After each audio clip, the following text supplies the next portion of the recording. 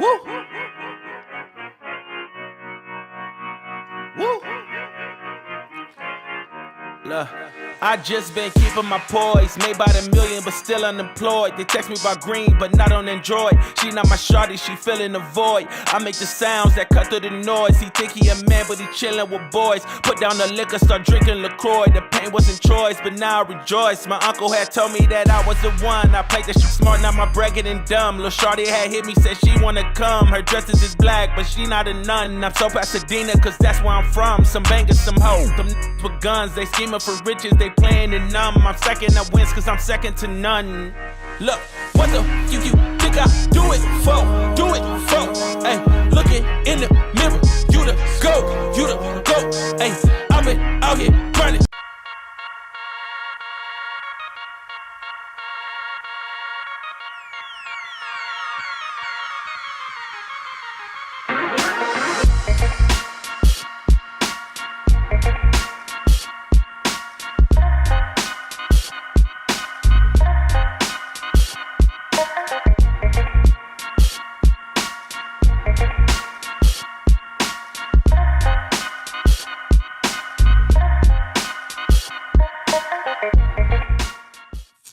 Yes, sir.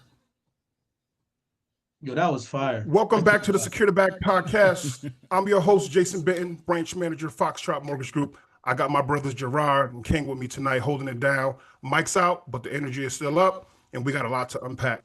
The real estate market and mortgage markets are shifting again, rates, inventory, prices, and we're here to break it all down in real time so you can make smart moves for you, your clients, or your family. So grab your notepad, tune in, and let's get into it. Because around here, we don't wait for opportunity. We secure the bag. What up, fellas? Yo. What's going on? Yo. That was dope. That was dope. That was dope for real. That was dope. You practiced that today? Yeah, you know he did. I know he did. Set it up. Yeah, gotta hold it down, man. Yo. I practiced a few times, I had to make sure it was clean. What's up with you fellas? Chilling, man. Everything is beautiful. Waiting for the closings to fall through. You know? That's what I'm talking about. Fall through or close? Yeah, you don't want them to fall through. Yeah, you know, come through. You know that song when they said she gonna fall through? Yeah, that she was coming through that night. So not me, you know, get it done. That's what I'm talking about. Well, while we're on the topic, man, let's do an update, man. We haven't done an update on the mortgage market. We're in the Q4 now, and things. It's been an interesting year, man, with everything going on in our industry and politics, and affecting our industry with the rates, with the government shutdown. How you guys doing up there in Connecticut? What's going on? Are you guys feeling the effects of all the craziness? I mean, I want to say I think things are still moving. I personally haven't been affected by the government shutdown. We still battling things like pricing and taxes, you know what I mean? But things are still moving, I think, I would say. Yeah, I think like for my client that I'm working with right now, the one that's gonna close soon, less than 2 weeks. The MLS said 8,000 in taxes, and then something else said 11,000 in taxes. So things are a little different. Everybody know about Hamden. The taxes been going up. So, but that was the house that she wanted. So it is what it is. And you guys know what's going on with D.R. Horton right now, right? Across the country, they're being sued because I don't know what's going on with their lender, whoever's doing their in-house lending, but people are assuming because their taxes are increasing so high after next year. So what's happening is that they're being pre-qualified off of the taxes for the land. You buy in the year before it's sold. The following year, the house is assessed. The appraisal assessed the house, and then now the new value of taxes come out. But they were just going off of the taxes for the land. And they're saying, hey, your payment is $2,100. Boom, everybody's good. But once that tax bill come out next year, the following year, it's increasing $800-900. So they're like, hold on, I can't make this payment. And they're having a lot of issues with that. Are you guys running into anything like that? Well, no. So again, we're talking new construction, right? Correct. So a lot of people don't realize. I don't know. I don't know. I don't want to choose a side here, right? I don't know who fault it is, but I don't know if it's 100% the builder's fault. Like, is there an agent involved? Who's involved in this? Like, you know what I mean?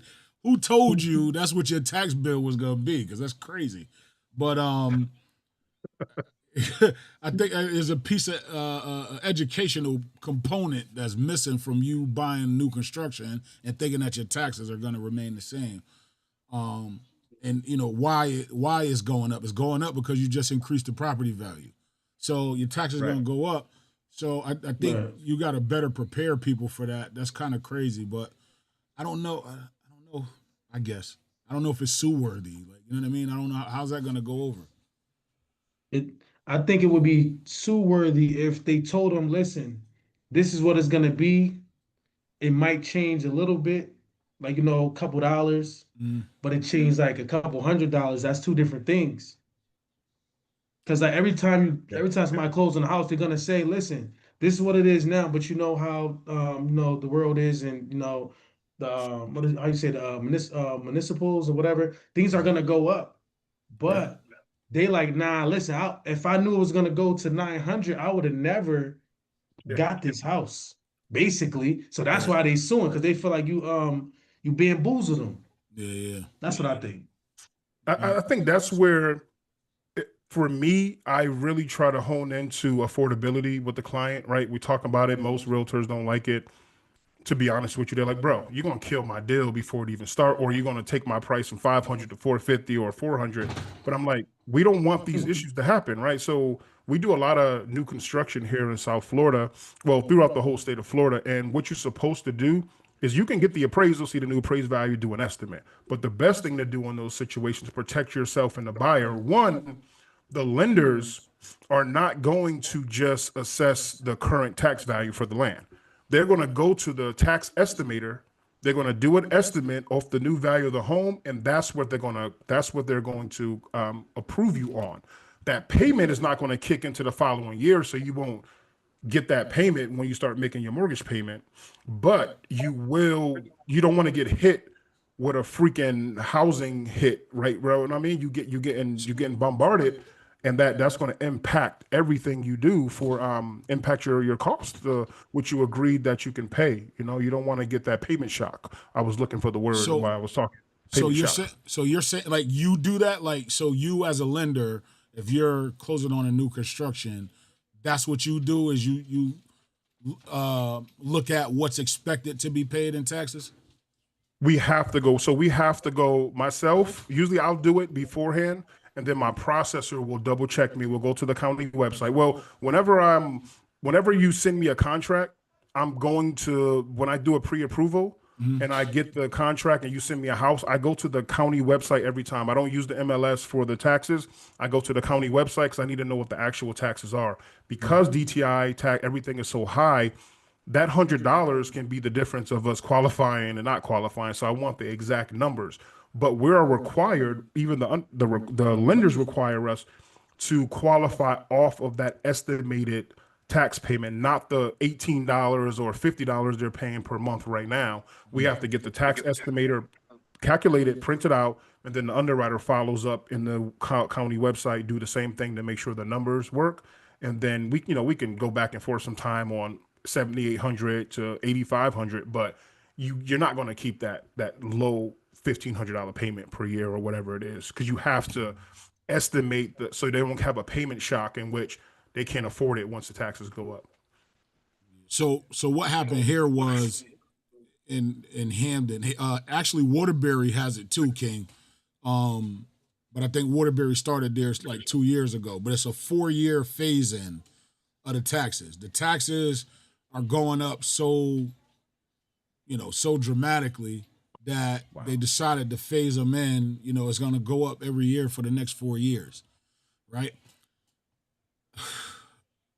As I was thinking about it and I was getting ready to say something, it just got worse, but it's just going to go up every year for the next 4 years.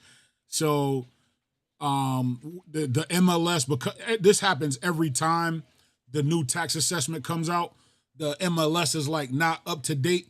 So you got to go directly to the town and figure out what the taxes are. There's a website for Hamden. Like if you Google pay Hamden taxes online or whatever it is, it'll take you to the tax assessor's website. You put the address in, and it'll give you what the current taxes are.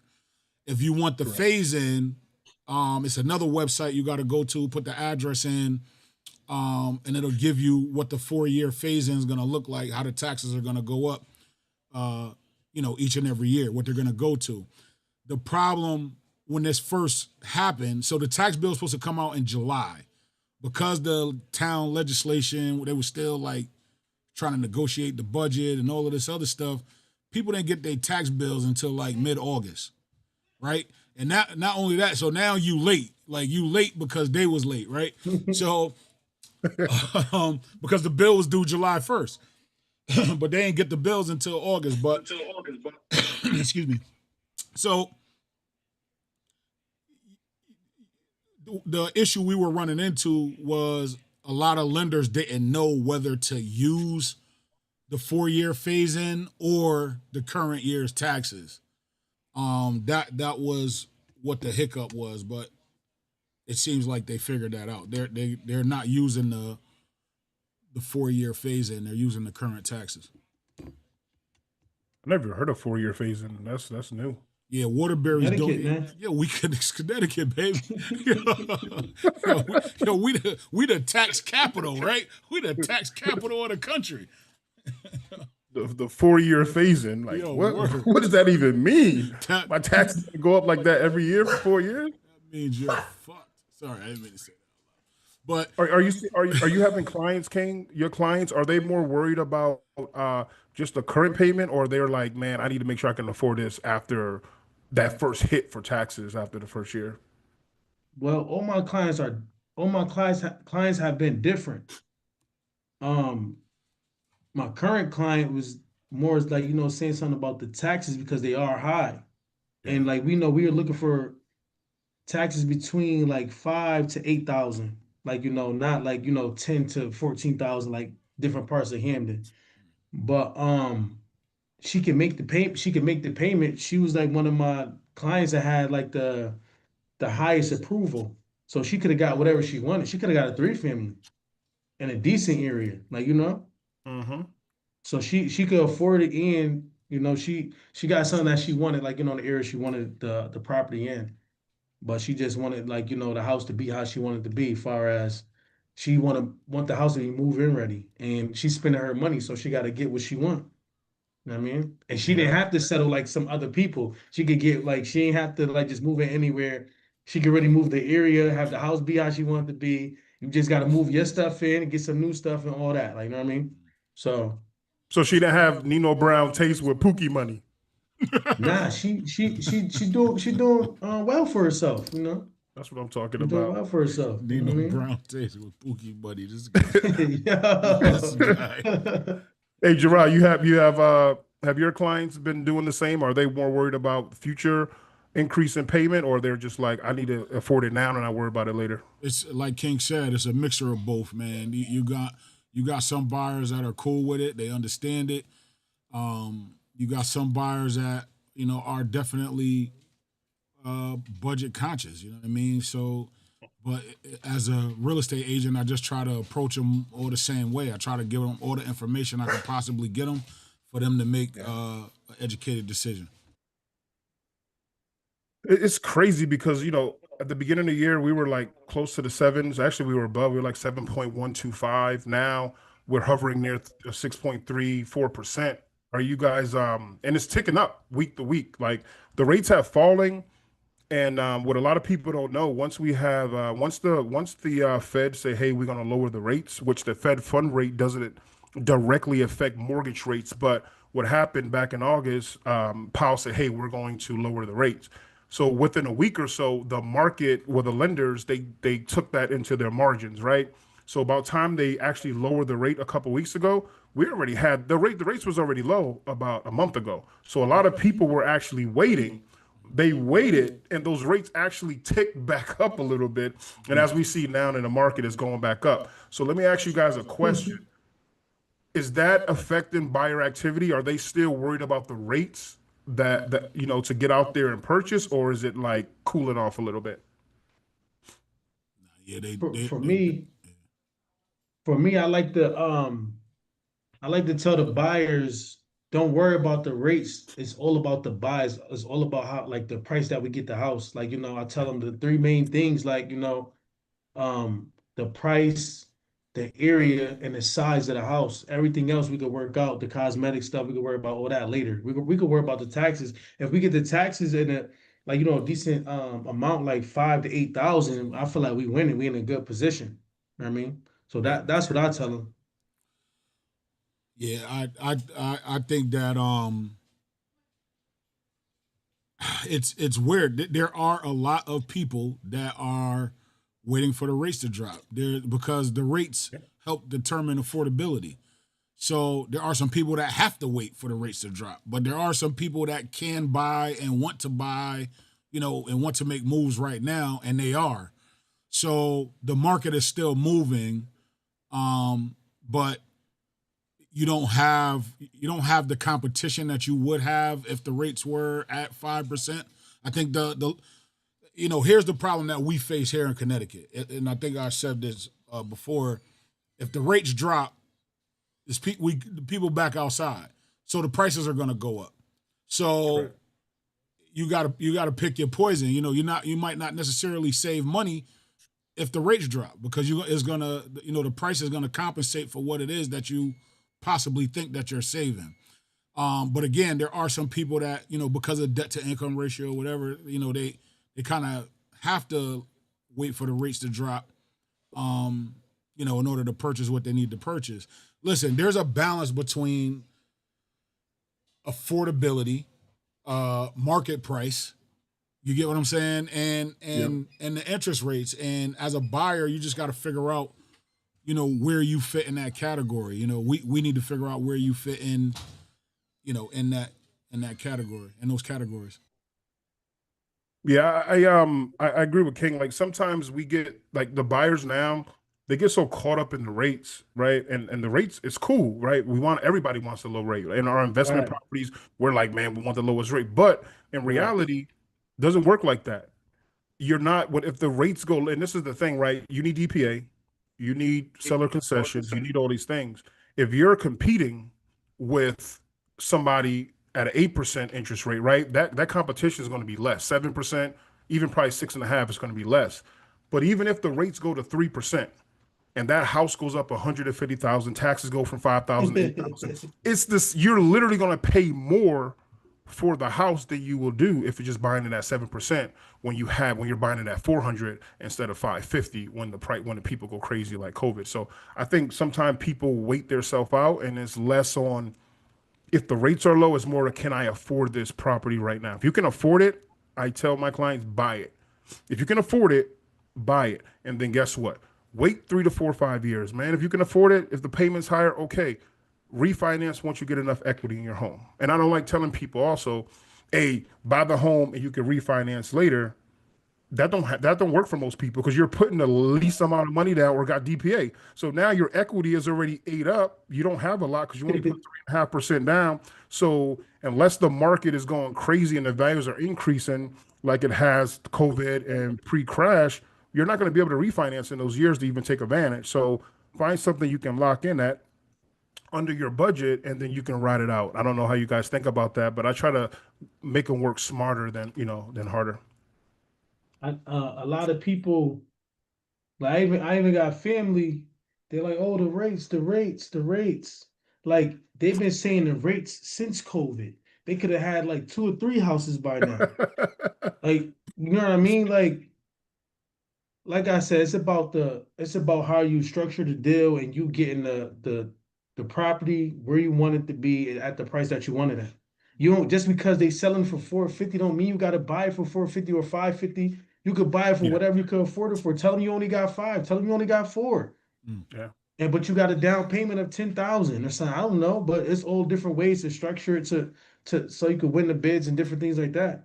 Like they're thinking about the wrong stuff. They end up waiting all these years, and like you just said, they're gonna end up spending way more money than they would have spent before because they think they know what the rates of all the numbers mean, but they don't.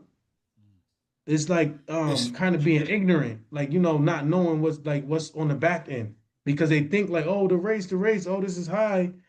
But if even if, like you said, even if they lower the rates, and then that's gonna open the market up more, and then like Jerard said, everybody gonna be outside. Now they going up 50 to 200,000 for the house. Now you just spent way more money than you thought you was gonna save. right. Basically, Worried about that rate. But let me give you this stat real quick. So Uh-huh. even here in Connecticut, and I think I got some Florida stats too, Jason. But even here in Connecticut, year to date, the prices, the median home price is up 2.2% Yeah. already. That's in Connecticut. That's in Connecticut, and actually, check. That's New Haven County. Wow. All right, so it's up 2.2% here. Now Florida, it looks like you're down like 0.5% or something like that. Yeah. For sure. But I mean that's still not a lot. So that's almost like you holding steady just about. In Yeah, that's the whole state, and we have like counties that are really hurting right now, so right, it's bringing that number down. Right. So real estate hyper local, but the point I wanted to make was I don't care if you're buying or not. Like if you're interested, if you're thinking about it, get a mortgage calculator and pop the numbers in. Put the taxes. Find a house on Zillow that you like or whatever. Put the taxes in there. Put an insurance estimate in there. Play with the interest rate so you can see how it affects your numbers. How you see how it affects your monthly payment. You got to know the numbers. All of this, I'm gonna wait for the rates to drop. That I promise you. Here, I can't speak for everywhere, but I know here, if them rates drop, the prices is going up.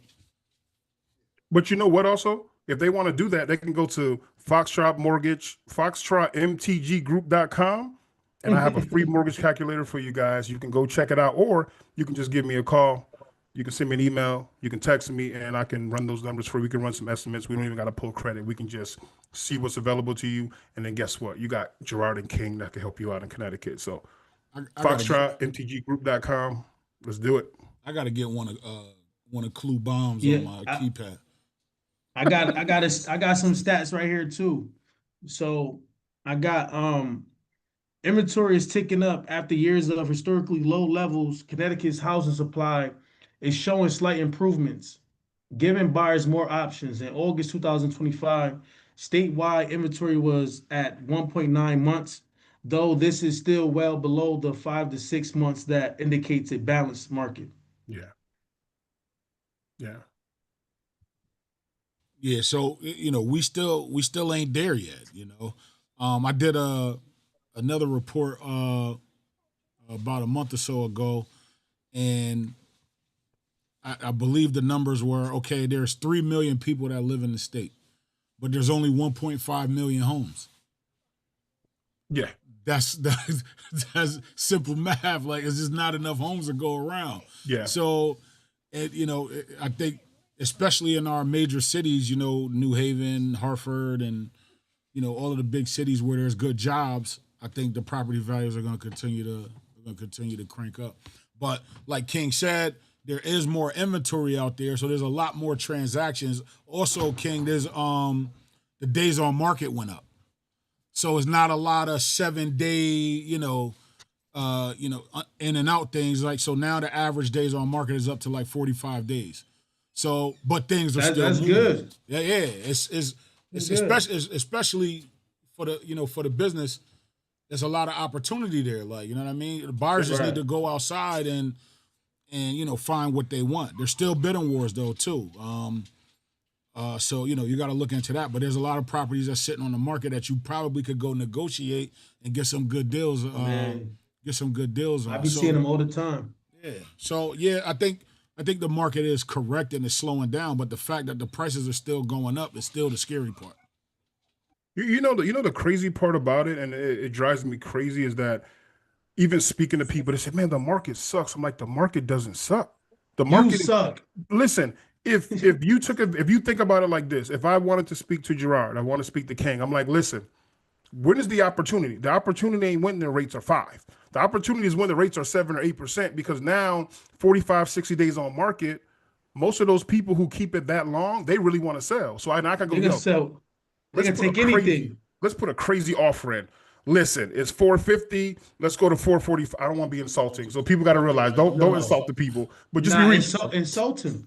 Give it to me for 440 and give me 10,000 back and seller concessions. Right? Make it work for you. But people say I want to wait for the rates to go down. I mean, you make it work for you while the rates are high. When you refinance 3 to 4 years later, when you have enough equity, you're really going to be winning at that time. So I think that's what we got to start pushing out there as an industry, because we're scaring the borrowers. Don't worry, when the rates come down, I'll give you a call. Nah, we want the rates to stay high because it's less saturation in the market and it's more opportunity for people. I want to knock on wood because I don't like saying too much before it closed, but I negotiated a deal. $20,000 under the asking price with $17,000 in repairs before the home inspection. You understand what I'm saying? I negotiated another one in a bidding war, $10,000 under asking price with 3 other offers on the table. And you won? Yes. That one closed. All right. You get what I'm saying? You ran your CNA, right? You ran all your numbers and make sure it wasn't. Always run the numbers. Always do the CMA, always run the numbers.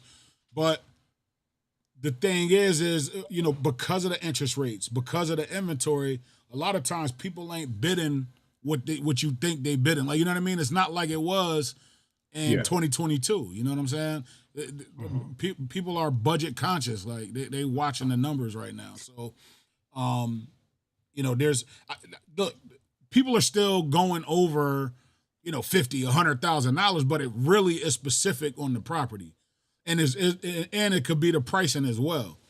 You know what I mean? And another thing I'm sorry, I'm rambling. Another thing we look at or we don't pay attention to is just because something goes over asking price doesn't mean it's going over value.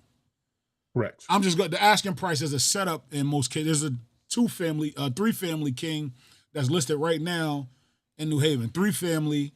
And I'm gonna say, I don't want to put it out there. You don't want to get. Come on, I'll text you. I'll text you. It's in Yale territory, and they got it listed. You don't want to sell it? They listed at $399. How big is it? Yale, 4,500 square feet. How many units? How many family? 3 units. 4,500 square feet. They're supposed to do 600. Okay, you see what I'm saying? So I haven't even been in that long, and I know that. so look at this. So in theory, if a buyer go in, so at $399, a buyer go in and bid 500. They trying to start a bidding war. A buyer go in and bid 500. Is that overpaying for the property? No, that's a decent price. Yeah. There's no such thing. There's no such thing as overpaying for a property. If you want to live somewhere, you paying for what you want. It's no overpay. What if they don't? What if they don't want to live there? Is it over? Is it overpriced now? You got for the margins. If you're trying to rent it out and it's not making your margins, you overpay. But it's so many different factors that go into that. You know what I mean? Because it's like, all right, what's the rent roll? What can I get? What's the increase in rent? What can Section 8 pay? It's so many different factors that. Whoever listed that is smart, man. They about to start a crazy bidding war right now. Nah, was smart. They did. That's the point of me saying that is there's still bidding wars, even in this market. You get what I'm saying? But it's all about pricing. And here's the adverse thing. So a lot of people are like, oh, it's a lot of price drops. Yeah, but that don't mean they was priced correctly to begin with. Yeah, they got humble, and then they're like, "Nah, you right. We're gonna bring it down a little bit." Exactly. That's what I've been seeing. All the price drops, everything we've been seeing, but yet the price is still up 2% year over year. So they look at the price drops like, "Oh, the market's crashing. It's crashing." Nah, it's just some dumb sellers. Nah, they couldn't sell it at that price, so they're gonna bring it down 15, 20,000, and then hopefully they catch somebody. Right. Hey, that's my next segue, man. You guys did a great job, brother. National home prices are up 1.5% year over year, but 17% of sellers have reduced asking prices. Asking prices. Why is that happening right now? Are they not pricing it correctly in the market? What is going on with these prices dropping so rapidly, man? What's going on? I, I think they're overpricing the houses, and then people like, nah, everybody's going lower than what they're asking for, and it probably, matter of fact, also a lot of the houses they be marking them up, and they do nothing inside, no new paint, no nothing. They want you to buy it as is for 500,000. Need a new roof, the porch is messed up, like it's all kind of different things, like, and they still like they still throwing it up there. Somebody gonna buy it. I ain't letting none of my people buy nothing like I, that. I think there's like this, almost like this psychological thing of sellers who waited on the sidelines all of this time, and now, I don't even want to say waited. Life happens, whatever. Now they're ready to make a move. But they done heard all of the war stories over the past 5 years. Such and such sold his house and got $100,000 over asking price. I want 500 for mine. You know what I'm saying? So now I show up, or if real estate agents show up, like, it's not on paper. It don't say that. Like, you know what I mean? My numbers are telling me something different. But you get agents that'll say, okay, Mr. and Mrs. Seller, you right, just to get the deal. Because now once I get you under contract, it's easier for me to negotiate a price change with you later than for me to walk out this door and tell you crazy and I don't get the deal. But I'll keep it a buck. I don't do business like that. I don't want to have to ask you for a price reduction. You know what? I'll be fair. I'm gonna tell you what it is. It's up to you to listen to my advice or not. If you want to do it your way, you do it your way. But I can tell you, I'm less likely to do a deal like that because I can already see you already gonna be hard to work with. Like, you know what I mean? Like you're already not listening. So, I need my sanity too. Stuff. Right. I need my sanity. You walk too. away. So in those situations, Ken, you want to answer that real quick before I go? Hold on, what am I answering to before? Well, he was just talking about the home prices. Like people going ridiculously, the seller going crazy. I feel like if the other houses in the neighborhood sold, because anybody can look up this is public information. If the other houses in the neighborhood sold for a certain amount of price, then you should get it should be in the range of those. If you have a lot of work that need to be done to your house, I'm glad we on this topic. If you need a lot of work to be done to your house, do not be trying to price your house high.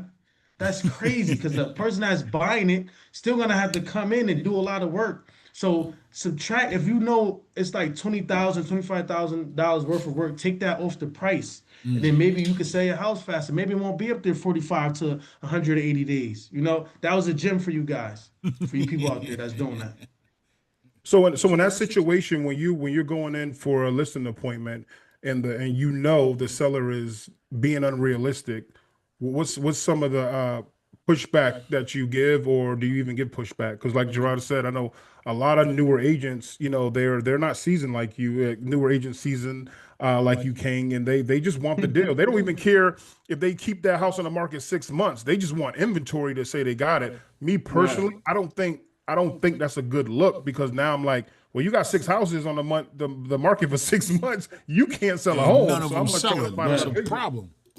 Like I haven't listed any houses yet, right?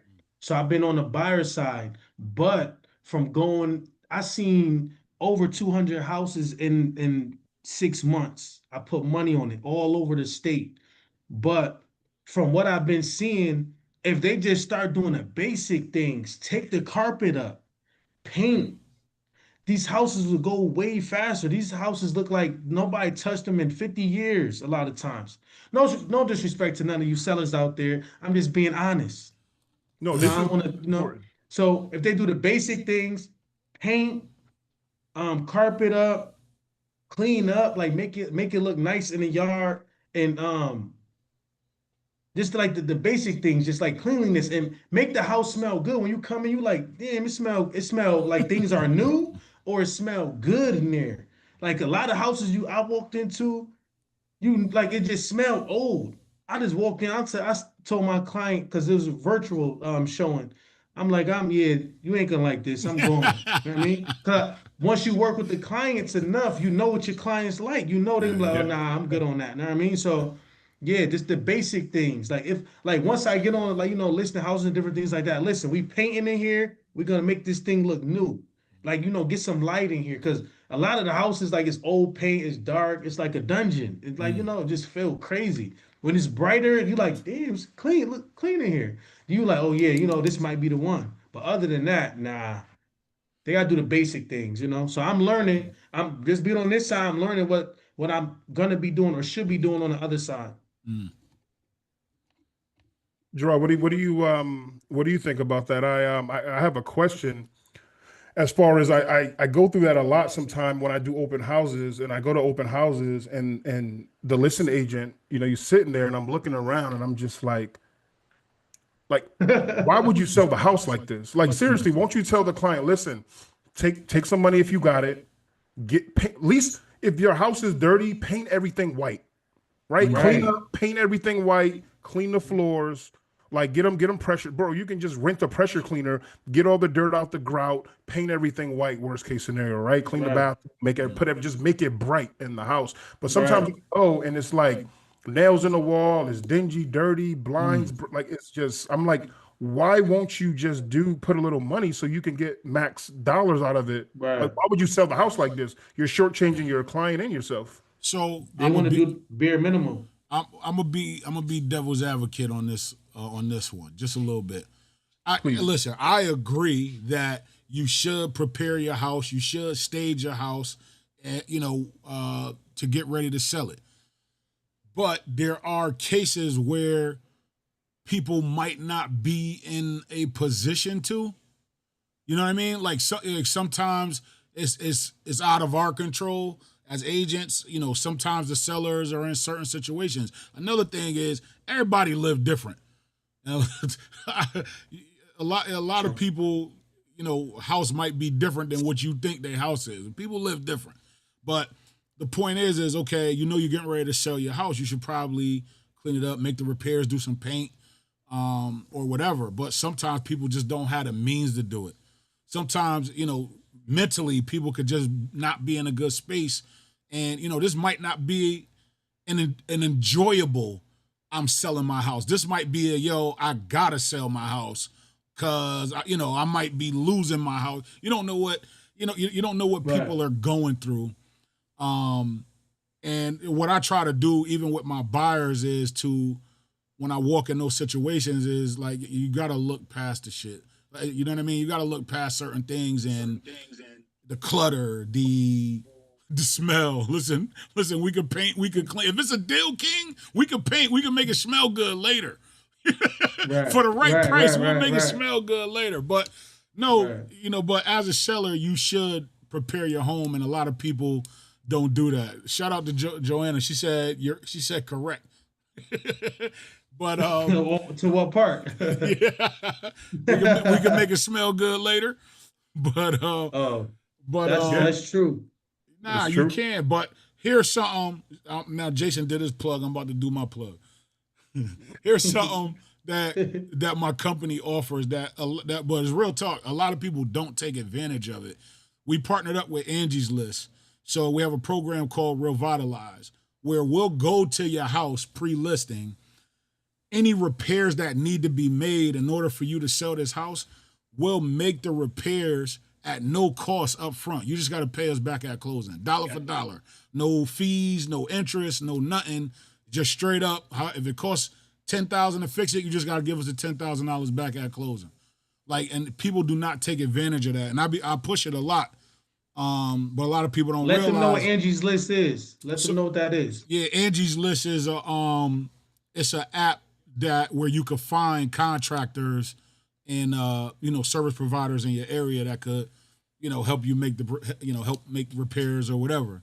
So we partnered up with them to say, all right, well, we'll pay for it, and then they just pay us back at closing.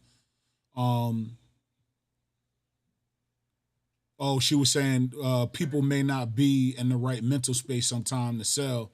So sometimes it just don't be right. King, I'm gonna give you a house, 2 Heather Road in Hamden. You gotta go see that one. Heather Road. I've been over there recently. Heather Road. 2 Heather Road. They couldn't sell the house because it was she said buying and selling is an emotional process. Yes, it is. So sometimes Very sometimes people emotional, don't be bro. in the right headspace. You're right. But all right, so we talk about nasty houses, but I shouldn't even said the address like that. But AngieList.com. Yeah. AngieList.com. Check them out. Nah, not I'm trying to Angie's get a List. Nah, just book the what's the name? All right, we got to plug it so Angie List can give us, some promo, man. No, we got to get that from Cole. Yeah, I seen this house. Yeah, I so seen this house. I know I seen this. I'm sorry I said the address, but what happened was there was tenants in the house. So that house been on the market for a while. There was tenants in the house, and then the tenants kind of trashed the house, right? But the house is actually dope, and it's actually not price bad. You just got to clean it out. I think they got it cleaned out by now, honestly. And I'm surprised it's still sitting on the market. It's a dope house. Over a year. Yeah, over a year. You know what I mean? But I thought about it when we talking about the smells and the conditions or whatever. Sometimes that seller couldn't control that. You know what I'm saying? The tenants trashed it. You feel me? But Hey, listen, for FHA 203K, you can go down to $5,000, clean that house up. You can clean that house up. Say that. You said $5,000. You can go down to $5,000 with an FHA 203K. That's a rehabilitation loan. Yeah, I know what it is. FHA. I ain't gonna go down to $5. You go down to 5,000 now. It's it used to be 35,000 for the limited program. Now that the limited is actually up to 75,000. So you can actually. What do you the work mean go down to 5,000? as low because it's a minimum. It's a minimum to work you got to do to get the loan. Like 5,000 to 75,000. That's basically. crazy. 5 to 75,000. Yeah, didn't yeah. know. I did one. She was at 9,000, but she just did. So what she did was she was smart. She said this home is worth $150,000 more than what it is. So I'm going to do the bare minimum to get the loan, right? To fix it up so it meets FHA standards. Then I'm gonna have my cousins, my family members who are handymen come in and we'll take the next 2 or 3 years to get it up to make it beautiful, to beautify, put the lipstick on the pig. And I thought it was genius. She's literally almost done with the property. It's only been like 3 months that we closed, and she's literally about to have a house that she bought $150,000 equity already in a pool here in Miami. That's like gold, That's crazy. man. Yo, Yeah. Jason, Alonzo got a question for you. What's up, brother? Alonzo said, any effect from the furlough on access to funding? So there's no effects. So it's funny because we was talking about this earlier, Jerard. Yep. The only issue that I've had, because all my lenders sent emails out, and what they did was they, business as usual. But you have some niche programs like a FHA SUA, single unit approval for condos through FHA. That actually delayed me about a week and a half since the close. But I just got the email. I don't know if you saw me dancing earlier, that we got the approval and they assigned the FHA case number. So now we can order the appraisal and close. Those are very hard down here to get an FHA approval for a condo. But that was the only delay. And it's really affecting USDA, FHA, and VA. Because conventional is secondary market investors, and jumbo, they don't apply to government. So for the regular lenders, it's going to close maybe a couple of niche products where you have to send it back and get approval from FHA, but everything else is business as usual.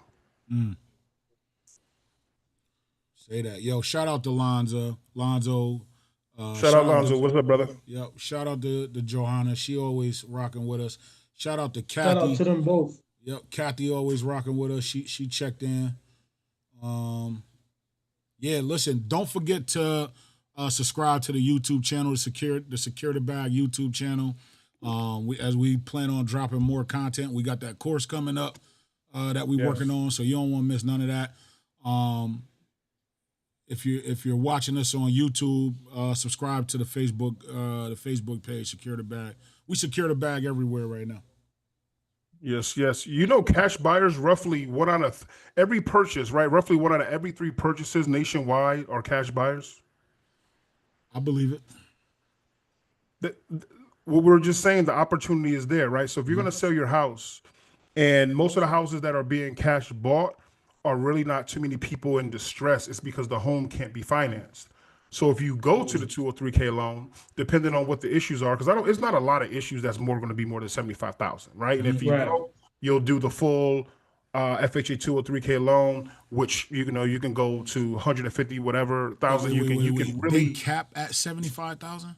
for the limited, yeah. So it's two of them. One when you do a certain number, you have to get a HUD consult to come and check the project out before they uh they they finalize the deal. The other one, you don't have to get the whole consultant. You just need a GC, and then they'll send pictures and everything to make sure when you're doing the draw for the money. It's cool. It's a great program. I don't think enough people uh know about it. Enough people are not taking advantage of it because I'm a big believer in this, right? I don't think anybody should be buying these new constructions. I think new constructions suck. I'm putting it out there. I take them because in Miami, I mean, 700,000 for new construction. I mean, the commission on that it's like, taking candy from a baby. But the reason I don't like it is because most of them come with a 1-year warranty. And I will advise most people, and you guys don't do it, so I'm not killing your business, but I will advise most people when you do a Not new yet. construction, pay attention and get your own inspector. Don't let them do their inspector. Get your own inspector to come through because there's a lot of issues nationwide with all the top builders with these new constructions. They sound good, brand new home, but if you buy that home for $7,000, you can literally buy a same, like you said, you could buy an ugly home. That's a 4.3, that's a 3.2, just like that newer construction. Use the FHA 203K loan. If you want to, by the way, hit me up. Apply with Mr. Benton on Instagram, and you can go to foxtrotmtggroup.com. This You, guy, he's on one. So you fix the home up, right? You take that money. It may cost 30, 40,000. You put it on the back end of the loan. You put 5% into the escrow holdback in case there's other issues and things that are happening. And then after that, if there's any money left over, they will apply it to the principal of the property. And now you can get that home for 330, put 50, 60,000 in it, and literally bring the value up to that brand new construction home that's $600,000-$700,000. And now you got a fully remodeled home that you're paying $350,000 in a mortgage payment instead of $700,000 and a hike in taxes, which now you're probably saving about $2,500 on your mortgage payment. So these are the things that I speak to my clients about. These are the things what you should be speaking to your clients about when you speak to your loan officers and your realtors. You need to be. This is our business. For us is strategy, right? Loan officers and realtors, it's about strategy. How can we help you get the best deal possible? Not how can we just help you get a home in a commission. What's the best deal possible? Buying an old home is the best deal right now because these newer homes suck. Now, if you're buying a new home that you're building yourself, Right. it's fine. Like they're gonna probably do great. Like when you see like a four unit or something going up, whatever townhouse. But when you see 200-300 units going up, it's probably gonna be a problem. Yeah, I had to get that off my chest because You did, but you wasn't supposed to say it like that. Like these new homes suck, yo. You wildin', yo. they do. Look, just go to YouTube, man. You'll see what I'm talking about. I already know. But yeah. Again, if we do get new construction around here, it's 700,000 easy. Wow. It's just easy. Ain't no in between. Ain't no nothing. It's just it's gonna cost you 700 to $1 million on new construction up here. Hold on. I seen a new construction in Waterbury. People don't like to go to Waterbury, they don't like to move out there, but it was for 390. It went down to 360. It's not in a great area, but it's a year old. Everything is new. I've been there. Like everything is brand new. It's like a 3 or 4 bedroom, like 3 bathrooms, 2-car garage. Brand new from the ground up. You could put some gates up or whatever. You know what I mean? You can have have that in your estate in the middle of the hood if you want. But it's like 360 now, and everything is new. If anybody watching the podcast right now and you want a new house is only a year old, contact me. My number is 475-301-8043. King Darice-Bey all over TikTok, LinkedIn, Instagram, Make a Dreams Reality business page on Facebook. I'm here. I love it.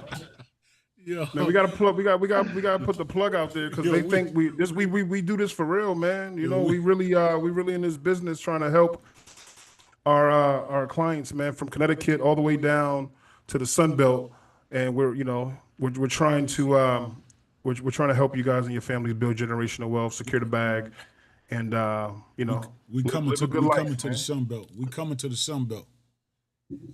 Please come to the Sun Belt. We on Let's our do way. it. So there's a lot of growth going on. You know, the Sun Belt markets, Florida, Texas, and Georgia, are still seeing heavy relocation and job-driven demands.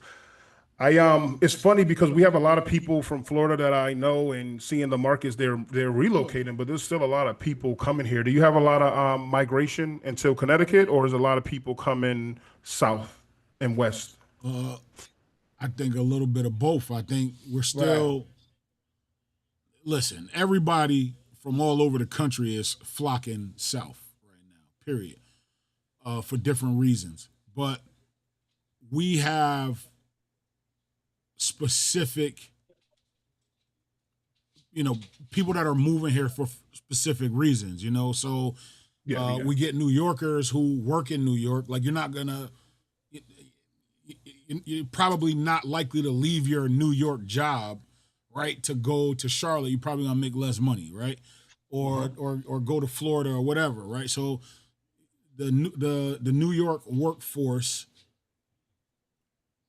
are still trying to move this way because it's cheaper and they rather just commute and save the money that way. Same thing with Boston.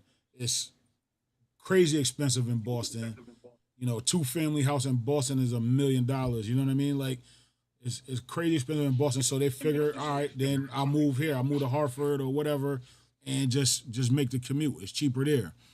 You also got what people don't realize. New Haven kind of shifted into biotech after. So you got Yale. Yale ain't going nowhere, but you also got these biotech companies that are popping up all over the place. And I know a couple of college students right now that are like, listen, I'm about to graduate next year. I'm coming to New Haven. You know what I'm saying? I'm coming to live in New Haven. I'm gonna need you as my real estate agent. So there's staying still here that are bringing people here. So I don't want to say everybody's just leaving. You know what I mean? We're still in a space where there's not enough housing to go around. So I don't want to say everybody's just leaving. But the South is definitely popping for certain people because the lower cost of living, the taxes, and the affordability. You definitely get more house for your money down there. Period. Yeah, that's a fact.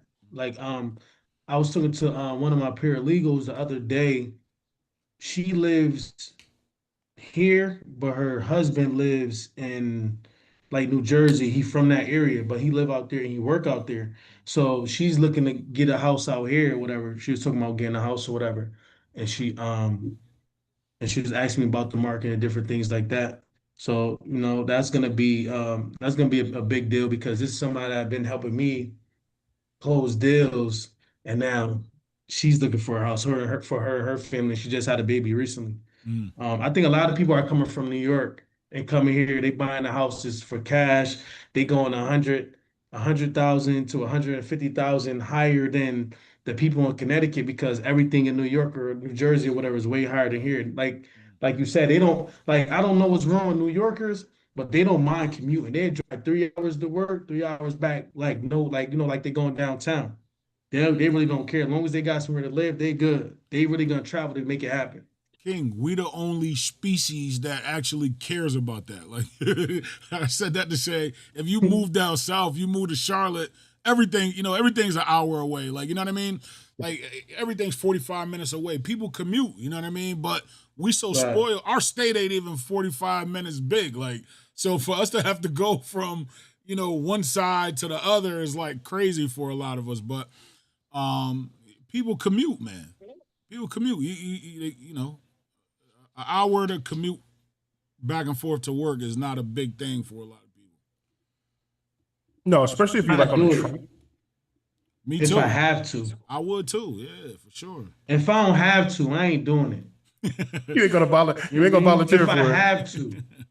If I have to. If I don't, why would I don't? It makes sense. But sometimes it could just simply be the math. You know what I'm saying? Like I make this commute instead of having to double up on my living expenses.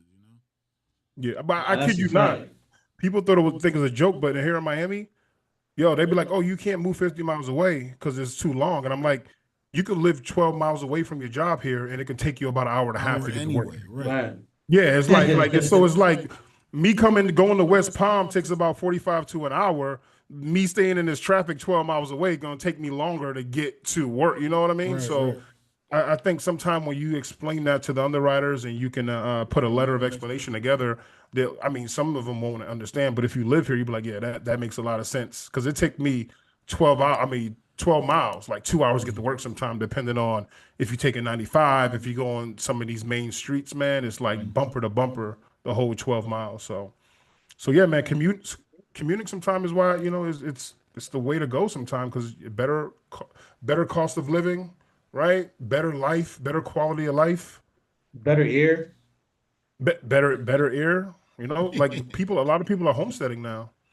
You're talking about homesteading. Have you guys been seeing people do that, homesteading and moving to the country and buying not even tiny homes, but like building like homes and putting trailers and Yeah, I modular. might do that. Think I might do that. I mean, you get a USDA loan. Yeah. Yeah, I I'm, think I'm, everybody. get like 20 acres. Yeah, I think everybody. That's a dream. Why not, man? You know what I'm saying? And why not just go get that land and build that space where you can put your family on and just that's dope. Like I'm sitting over here imagining it 20 right now. acres. How much is like 20 acres down there? What you think in Miami or North Carolina, South Carolina? Miami is gonna get you. Miami. Yeah, they gonna get you. Miami, that's out. We don't want to talk about Miami. I'm in Yeah. South Carolina. I'm in South Carolina, North Carolina. It really all depends on where it's Where it at is, or what yeah. the area. I mean, I've seen 2 acres for like 20,000, and in some places where you're like off grid, you can probably get an acre for like 3 to 5,000. It all depends on where you're at and the location of it. I've seen some acres that are 20 acres for like 350,000 in South Carolina. Because I look all the time. Actually, I'm gonna send you guys a link. It's an auction. They have an auction every month. It's actually pretty cool. They have all land, motorcycles. They have everything. It's crazy throughout the whole state of South Carolina. But homesteading is a big topic right now. People they're fleeing from the big cities to live a more simpler, cost effective life because the quality of life is it's not good. Even the grocery stores and Right. the cost of the cost of living, the gas and everything. They're like, yeah, I want to raise my kids somewhere they can play. They're not dangerous Right. everywhere. Different. We can shoot guns in the backyard. You know, Oh, yeah, that's what I'm talking about. Yeah, simple things, man. Horses, all that, man. That's yeah, goals. Jason, yeah. Real goals. I know you said you hated, not hated, but you wasn't a fan of the new construction right now. But what you know about this barn dominium thing? Oh, those born to Those crazy. let me rephrase it real quick, King. I don't like the Stepford Wives new construction where they're building 1 to 2 to 300 units. Like if you're doing a personal construction, new construction, I like it because now you're going with one specific builder and they're building it. But the barndominium is unbelievable. If you guys on the chat haven't looked into that, buy land and put a barndominium on it, it's unbelievable. Like those are how you start your family compound. You can do the family reunions. You can a large group of family members can live in that together until you actually build out your homestead. I think those things are dope. You talking are they? about? Yeah, yeah. No, I was about to ask. Are they financeable? Like how do you finance those? How do you get those? Yeah, you can actually finance it. So a lot of those companies, when you go online and see it, it's just a shell. That's what they got me one time. I'm like, yo, I could buy a freaking 3,200 square barndominium, 3 bedrooms, 2 bathrooms. What? But it ain't And it's nothing. like, yeah, just a shell. You got to get the foundation. You got to have somebody put it up. You got to get the plumb, like so I thought it was they'll go do all that in one, but it came up to like the videos I watched, it came up to like 250. But I mean, think about what you get. You could pull that up real quick, Jerard, a barnuminium so they can see. But those are definitely financeable. Do you have you can finance those. There's different companies out there that actually specifically do barnuminiums, and you know you can put it's a larger down payment. It's about 5 to 10% from the last time I look. It probably went up a little more because the demand is getting a little higher, but you can definitely do it. A lot of people when you're doing homesteading and things like that, I'm not a big fan of financing because you're trying to get out of the rat race, right? So if you sell your home and you buy the shell and you do and you pay for, because if you do it individually, have somebody come lay the concrete, have a plumber come, have an electrician come and have somebody put it up, it actually could be more cost effective than actually financing it. Because if you finance, they're going to upcharge you for everything. Right. Every step of the way. I just Googled it, but so basically it's like a metal house with metal roof, metal house. It's a barn. Like, you know what I mean? You think of it like a barn, but it's got all the modern features. You can add a garage to it. You can add a front porch to it. Show them that black one right there in the middle. Yeah, the white and black one? Yeah, the one right there. With the spot for the semi truck? Yeah. Yeah, spot for the semi. Oh, you talking about this one? Yeah, it's a barn. But the way they deck these things out on the inside be crazy. Yeah, it's crazy. Nah, it's different, man. Yeah, you seen the one? You seen that video when there's a big family? They go to everybody's house. Like, oh, can you watch? That's the hook. That's the Hook Ranch, bro. Those we like family. They don't know me though, but I watch all their videos. You seen it? He's like, you could watch the kids first. We're trying to go out to eat. You going out? Oh, can you watch the kids first? That was fire. There's like mad generations of grandparents, husband and wives, brothers, sisters. It was dope. That's what I want. Like that's like that right there is the ideal of doing that and running the business on the barn. Like it's like if you get like 3 acres, you can do something nice for you can get, depending on where it's at, how many homes you could put a nice family and build something. But if you get like 15 or 20 acres, that's why the USDA loan is dope, because if you buy a real farm and it's like 15, 20, 30 acres, man, you can get that thing rezoned certain areas and you can just build. Like I didn't even know that you could get 20 acres with that loan. I just found that out like 2 weeks ago. Oh yeah, you could get more than that. Yeah, you can go crazy with that loan. Long as it's in a rural area and they have a map, you go to USDA.gov. Is there actually a map and you can see where all the rural areas are in the country, and then you can literally just find something in that area and it'll finance it. It was really meant for families who are going to do farms and things like that to live in rural areas or whatever. But it's a good USDA. Yeah, USDA loan. I'm definitely using that one. I'm gonna go down the list. VA next. The last one could be that USDA. And by the way, cash. That loan is a government loan, and it's like the VA loan. There's no down payment, so you only pay. Right. So there's no down payment. Yeah. I don't like to say 100% financing because you still gotta pay for the closing costs. Come up with something. But there's no down payment to those loans like the VA loans. They're amazing, but the only catch, it has to be in a rural area. You have to make sure it's a rural area. Right. Primary residence only. Right. Can't buy it as an investment as a USDA. Right. Nah. Yeah. You do all that shit after you get it. After you already live there, you could put some shit over there.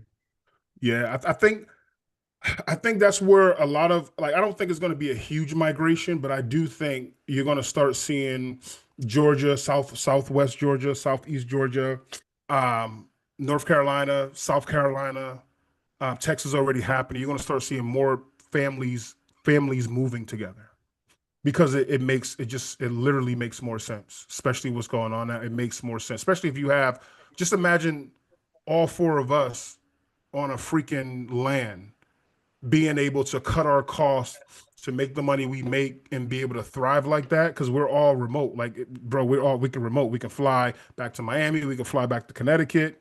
We can work within the state we work in. Man, you'll change your life. You'll change everything, bro. I'm thinking about doing some IT shit too, remote. Yeah. Make like 150,000, 200,000 a year Yeah. from the You see, phone or the laptop.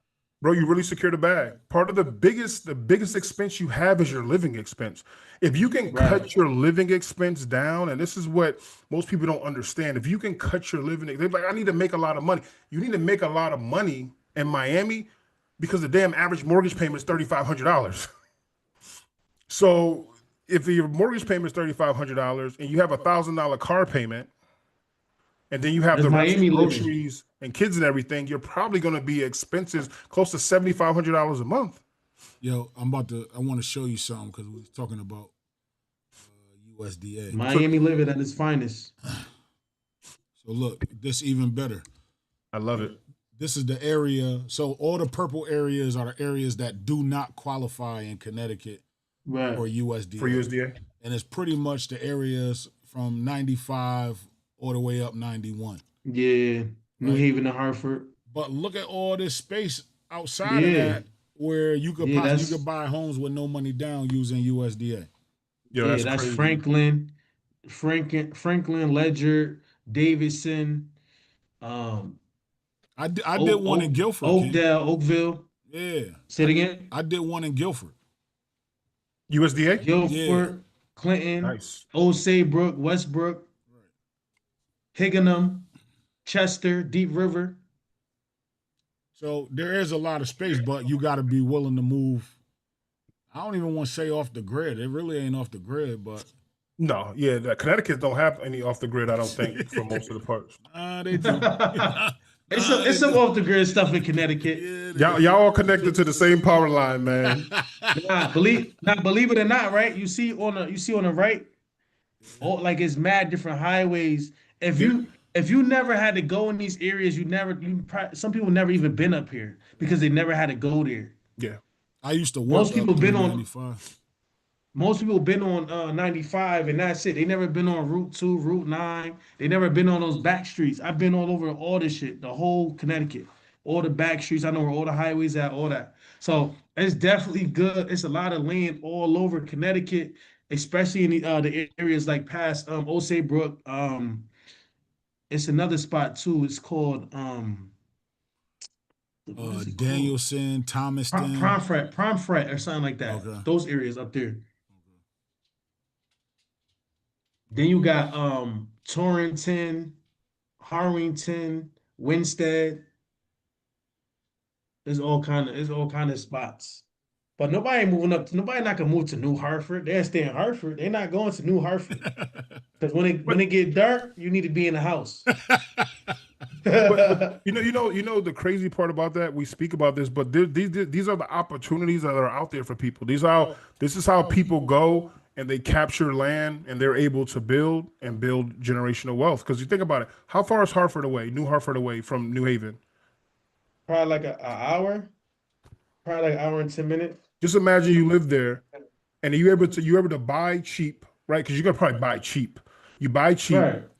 And you're able to commute an hour to get there, and you're only an hour away from family and friends. Hey, That's a no-brainer right there, man. Yo, I Jay. feel like it's worth it. Darrell Hardy said, "Do you have an issue valuing the acreage over 5 acres?" I don't know. I don't. I don't know what Darrell, that what's means, up, brother? Darrell. Yeah, I don't really understand. Like raw, he's talking about raw land. See if he's talking about raw land.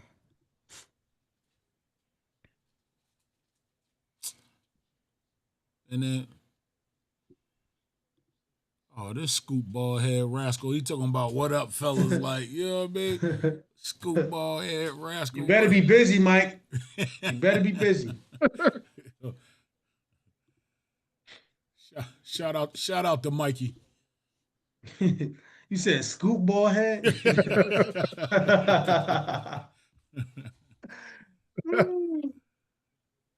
Yeah, valuing raw land, depending on where it's at, can be. If he's talking about that, it can be kind of difficult if there's no structures on it, because the structures are easier to value.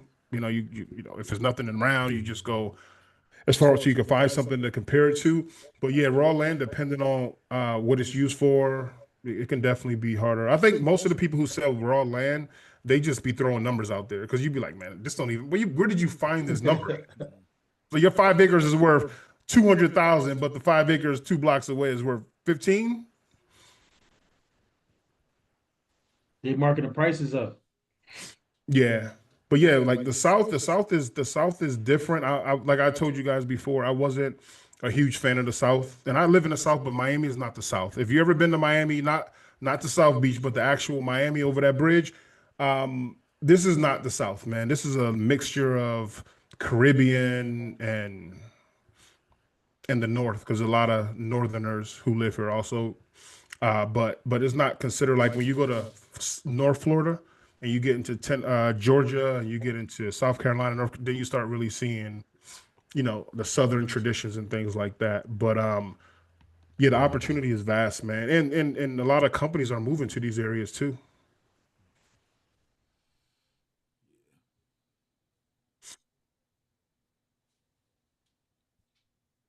Shout out, So yeah, fellas, shout out to everybody tuning in. shout out to everybody tuning in.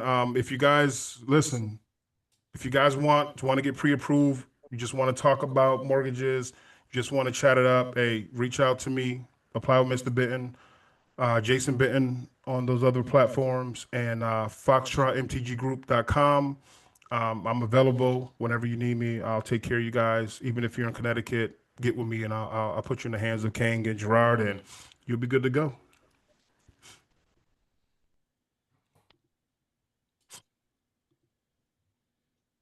So So, yeah, man, fellas, go yeah. ahead. My fault. My fault. You the host. No, no, no. Go ahead, Kang. You good? Now I was gonna say, if you had a gem to leave on this topic right here, Jason, what would you drop? My biggest thing, and I speak about this a lot. I think everybody needs to find out. Not I want to live here because my mother's here, or my father's here, or my family's here, or whatever. It's time to start building a new legacy. Time to live. A lot of people are living uncomfortable and they're struggling because they're scared of change. They're scared to do something different than the rest of the family have done. And there's opportunity across this country for everybody to live like a king and queen if you strategize and put a plan in place. Say that. I want to add to that. Um, Recently I spoke to my daughter about like what you just said, as far as like thinking about yourself and where you see yourself at, like what you want to do when you turn 21 and different things like that. And she talked about like her mother living here and different things like that. Like, I'm like, you gotta think about you. Like your mother, she did whatever she did in life. You gotta think about what you want for yourself. You want to own property at 21? I Yeah. said, I don't know what your goals are, but it's my goal to help you get a property by 21. Is that what you want? Just like in letting her know, like, listen, if I move, I'll miss my mother too. I love my mother. But this is my life and I got my own family. I gotta do what I gotta do for myself. I gotta put myself in different positions that nobody else can put me in. I gotta put myself there, and I gotta conquer whatever goals I have, and I gotta do whatever I want to do because this is my life to live. Like, you know what I mean? So I'm just helping her with her mindset. But me from my gym, I would say everybody need to get serious about where they really say they want to be and where they say they want to go and start working towards it daily. Don't wait till the new year to say you want to do new year, new me, new outfit, new living room set, new car, new job, all those different things. Do the basic, keep it simple. Save more money, spend less than you did last year, and come up with a game plan on how you can get more time to yourself, how you can invest into something that's gonna pay you monthly, yearly, something that's gonna stop you from working 80 hours a week or 60 hours a week or whatever. Do something today that your future is gonna thank you for and be like, oh, thank you. I'm happy you did this. All right, Gerard, what you got? Amen, brother. Yo, y'all can't come with the heat like that and then let me go last. King, you always go last. listening to what everybody's saying, and y'all might have said this, but I'm gonna reiterate. Everybody's path is different.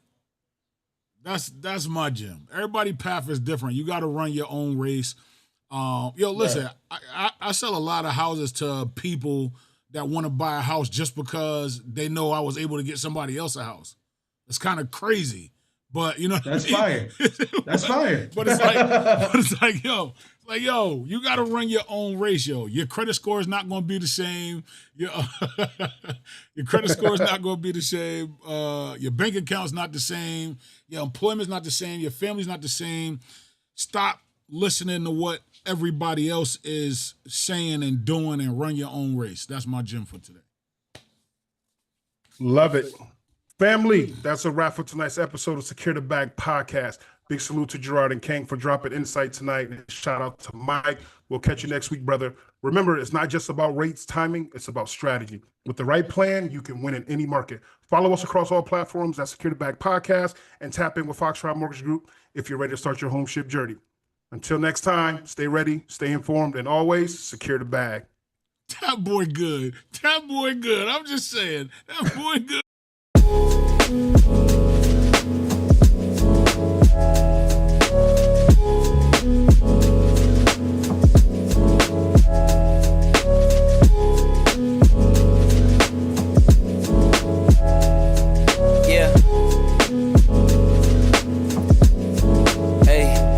Beginnings on the cusp.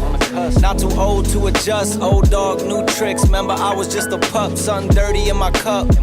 Clean soul, good karma is a must. Still my shooter in the cut. I was stuck inside a rut. Played the game, made bank, move G. Anything to get a buck. You won't find me in the club. I'm in the lab trying to sharpen up the sword. Swinging blades at these scrubs. Bitches flock like bugs to the light. Getting right. Treat my hoes like these raps. I don't really got a type. Off top bullshitting. All I needed was a mic. Yeah. Hey, pass the rock, it's all butter. Pack your bags and take flight. Don't worry, it's all covered. Hey, live your life while you can. Our days are all numbered. Rain could cause thunder, but the sun comes after, clearing up the disaster. Isn't it lovely? I ain't looking back, I'm focused on what's in front of me. Everybody day's a number, but I'm still here luckily. I know that God got me, so I'm in good company. Yeah.